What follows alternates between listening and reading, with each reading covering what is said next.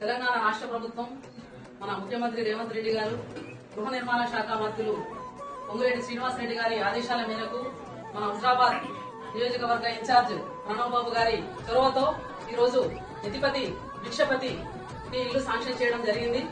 అయితే విషయం ఏంటంటే యతిపతి భిక్షపతి గారికి కళ్ళు లేవు. ఆ విషయాన్ని ఎవరు గమనించగా ఫస్ట్ ఇల్లు పెట్టేయలేకపోయినాం.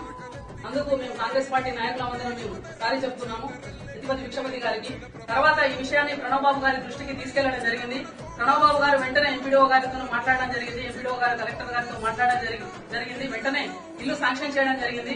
యతిపతి భిక్షపతి గారు ఈ రోజు సందింటి కళ నెరవేర్చుకున్నాడు. ఇందిరమ్మ రాజ్యంలో ప్రజా ప్రభుత్వంలో రేవంత్ రెడ్డి గారి నాయకత్వంలో ప్రణవన్న గారి చొరవతో ఈ రోజు యతిపతి భిక్షపతి గారికి ఇల్లు కోరిక అనేది నెరవేరింది.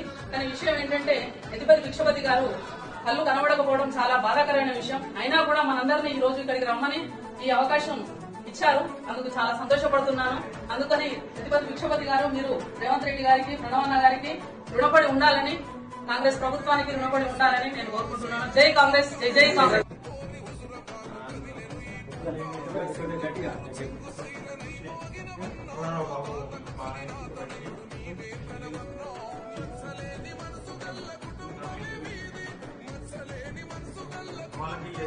వాళ్ళకి నేను పడుతున్నాను.